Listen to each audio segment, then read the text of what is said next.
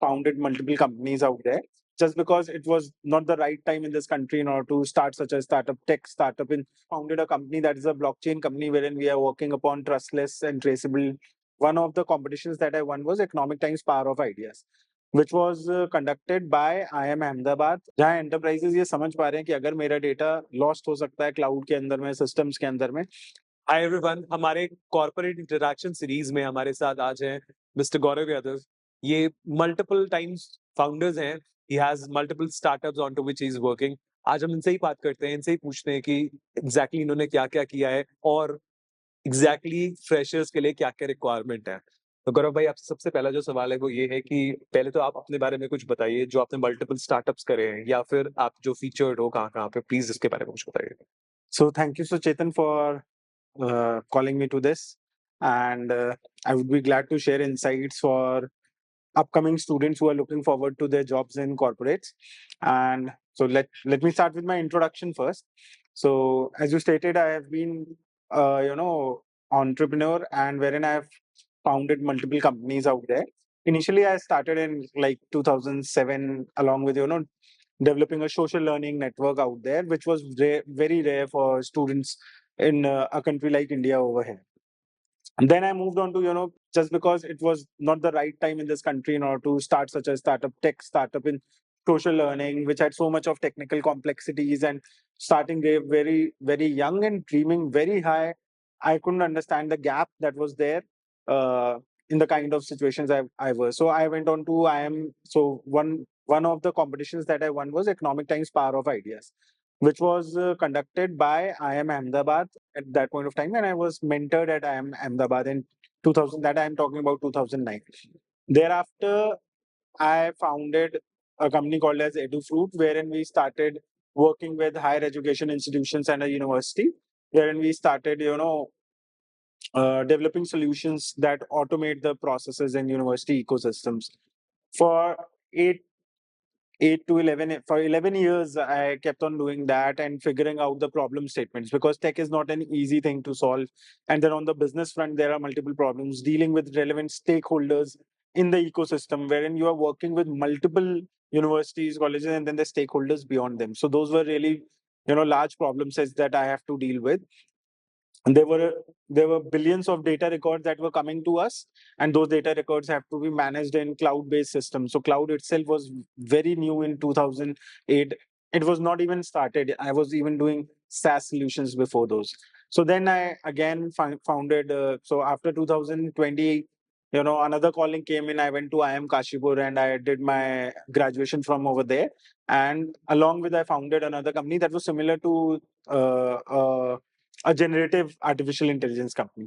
So our objective was to be a student counseling company wherein students can get response from generative AI, and they can, get onto their career goals, and they can align their education with their career itself rather than getting into courses which do not benefit them at all. So I've been working on those, and most recently I founded a company that is a blockchain company wherein we are working upon trustless and traceability, because most of the data is being lost into the ecosystem, and blockchain is something which offers data immutability. And so this has been my journey for the past 17 years, and that is all. In a nutshell if we talk about, तो 2007 से एक social connection app की तरह start करते हुए, जैसे WhatsApp है, इस टाइप के एक ऐप का एक ऐसे सॉल्यूशन का स्टार्टअप से लेते हुए IIM अहमदाबाद जर्नी रुकी, फिर IIM काशीपुर गई, और फिर IIM काशीपुर से एक और स्टार्टअप जो कि बेसिकली एक AI जनरेटिव स्टार्टअप है, वहां तक जर्नी पहुंची। तो ये है गौरव भाई की total journey.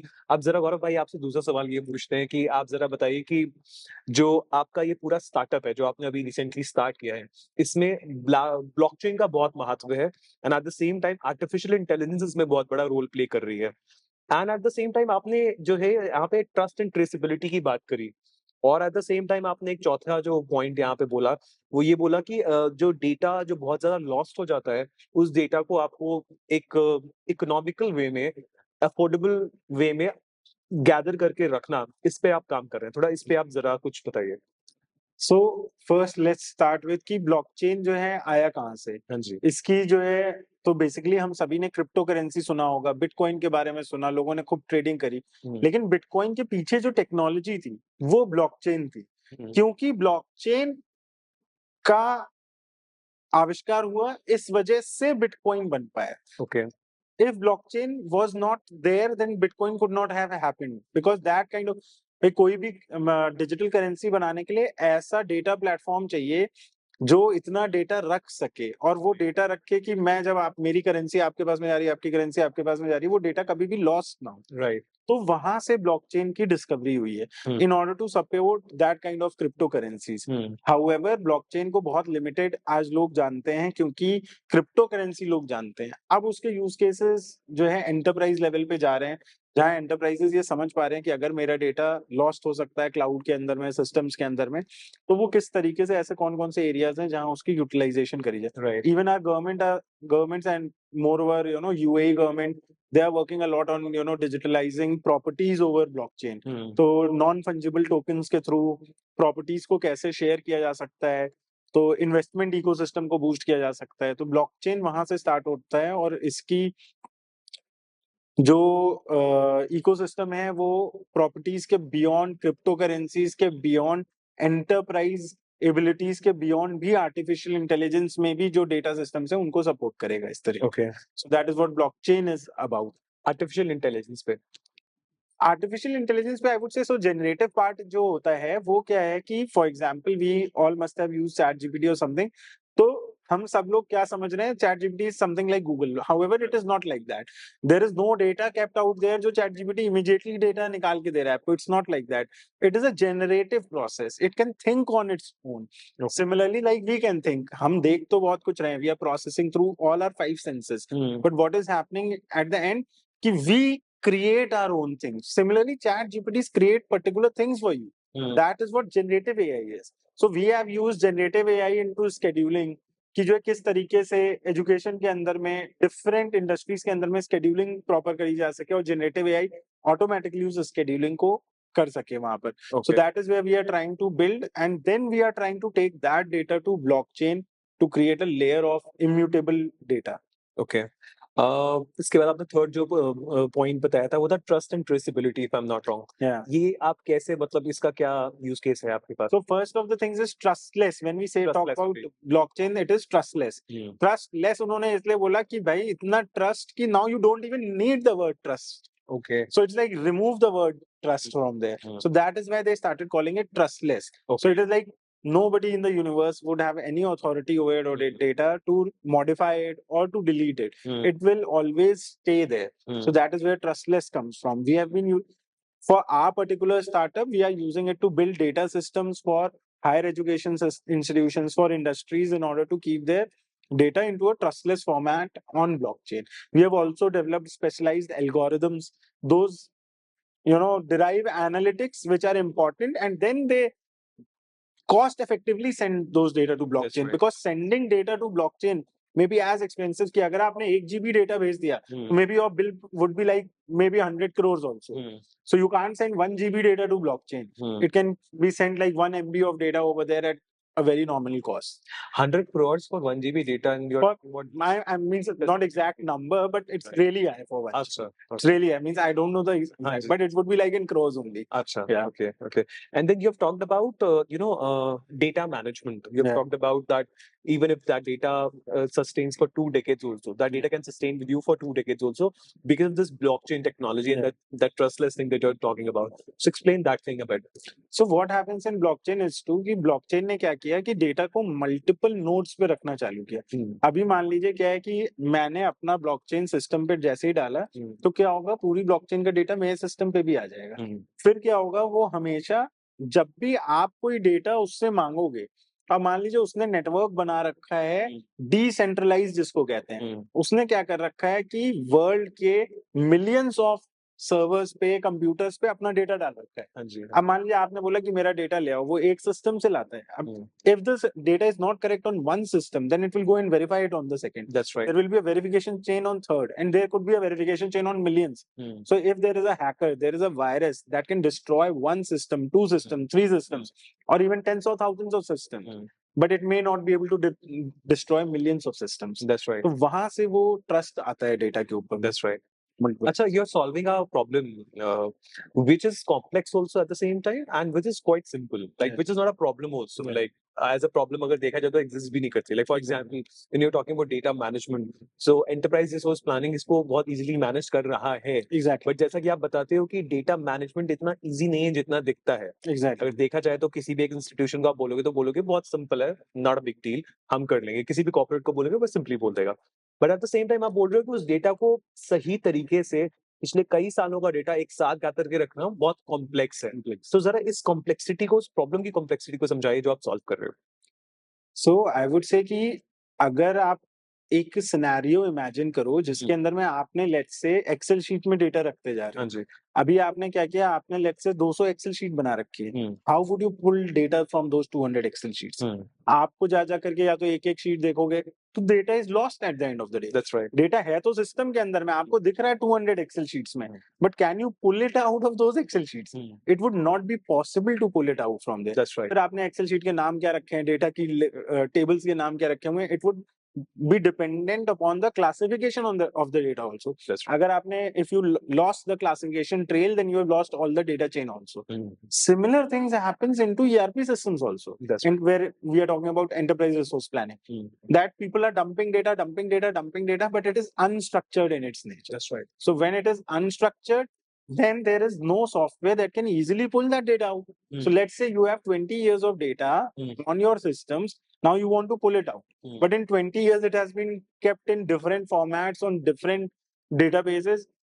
All the softwares fail. Even a team of like 50 software developers may not be able to extract the right data from those systems. That is how artificial intelligence is coming into use, which is wherein we are talking about analytical systems and Python and R programming, which are taking place in order to pull these kind of large set of data sets and make use of those data sets for analytical insights.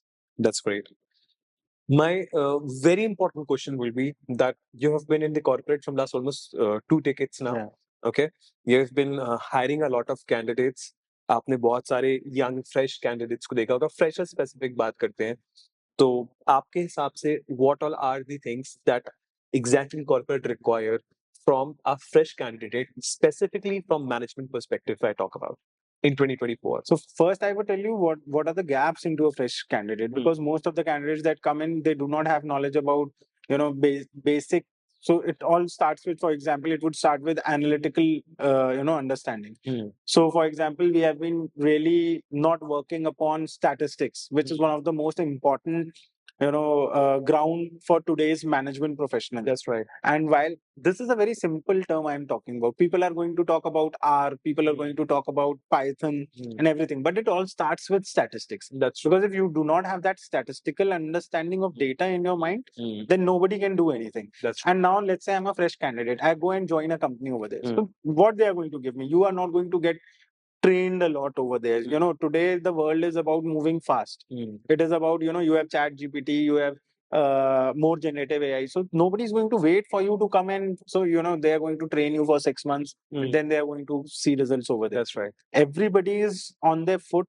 Billions of dollars are on stake. And the objective for a fresher candidate should be that what is the value that I bring to this organization? That's right. Now, what value does an organization expect from a PGDBM candidate or a management candidate? That is the question that comes in. That's right. There, I would say that analytics is one of the things. Business planning is another thing, because while we talk about business canvas, and also students are not even aware about that what it is. Then accounting, which is a very basic thing. Most of the commerce students look forward for admissions into MBA and all. But while I question them about accounting, so they are like really blank over there. However, today even accounting is not required because it has already been replaced by automated systems. So what would a person do? A person would analyze the data, Right. because accounting can be done via software. That's right. SAP is being used, Microsoft Dynamics is being used. There are multiple systems from Oracle and IBM also. Every enterprise is using different kind of systems out there. So now once you reach over there, the company wants you immediately take some decision. That's right. Get the analytics from your system. How will you get your analytics out? That's right. You can get, so the foundation for analytics is the statistics. That is where it starts from. Then only once your statistics is strong, then we talk about regression models. That's right. And once your regression is strong, then we talk about R, a programming language which can actually derive analytics for you at pace. However, if you're not even aware of what statistics is, what are the models, what are the regression models over there, then R is of no use for you. What will you use R or Python for? Because they are being used for extracting large amounts of data. So I would say students would be really, really good at analytics, because none of your seniors would be willing for you to wait and then figure out what is happening. They would say, okay, this is the data set, go and see those and immediately go and start. So understanding this thing in a nutshell, candidate, even if that candidate is coming from a management background, technology is something which is must. Which is definitely Right. must. You cannot do Otherwise, analytics. Decision making, aajkal, I keep on saying this thing every time, that decision nowadays is not being taken on emotional basis. Yeah. It is being taken on the data basis. Data crunching is the must, is the key to be a key decision making. Last, yes, yeah, you were saying something. So what happens with a lot of students is that they think that what I can see is only what the world is happening. That's true. But only when you're solving large problems, then you understand that what is the advantage of stats, what is the advantage of R, what is the advantage of Python, where it is going to come use. But until unless we don't see the world perspective with a larger lens, till then we couldn't understand what is happening over there. Very true. Very true. My last question here would be from you is this, that आपने हमारा पूरा SSIM का PGDM का curriculum देखा, आपने देखा कि हमने कैसे उसको टेक इन्फ्यूज किया है, कैसे उसमें हमने कुछ सर्टिफिकेशंस ऐड किए हैं, हमने उसमें कुछ स्किल ट्रैकिंग टेक्नोलॉजीज का भी ऐड किया है, आपके साथ भी टाइप किया है, कुछ जो एक सक्सेस पाथ से डिविएशन उसे मिनिमाइज करने के लिए टेक्नोलॉजी का यूज. आपको क्या लगता है, like are we worth giving attention course? आपको लगता है कि हमारे कोर्स में जो है, हमारे कोर्स के बाद कैंडिडेट कॉर्पोरेट में इफेक्टिव कैंडिडेट बन के निकल सकता है? Definitely, I would say कि मैंने तो पूरा ही curriculum I have studied, and then most of the compelling propositions from SSIM would be like the EY certification, the Grant Thornton certification, the Pitch Our Way certifications, the JBG certifications, and then there was one KPMG, Grant Thornton's there. exactly, And the So Dubai, and Dubai, yeah, immersion and all. So why this is important? So first is that your curriculum from SSIM is defined by the corporate itself. that's right. The certifications you have brought in. So Ernst and Young's is amongst the big four companies across the world. True. Now these companies know already what are the problem statements. Right. When they are defining a curriculum, and SSIM is openly accepting the fact that they are the ones who can define the curriculum, and they have infused that curriculum with themselves. That is the only path to go. There is no other path to go. Today, product management into itself is a very large proportion which is going to happen. That is being done by Grant Thornton is offering that. Then there is an accounting curriculum that you have that's created. Yes. So that is also really, really impressive over there. Then the this Dubai immersion. So UAE is definitely going to be the powerhouse of financial capital of the world. In That's true. It is already is, and in the coming time, at least for Asia, it is going to be. It is going to be there. So going there and then understanding what the companies are doing, creating all those, and then grasp. So first, I would say that even if the student does not excels into grasping all of those, but if you know that the path that we need to approach, that is what I would say SSIM is towards. That what corporate wants, and then you have built your curriculum behind that.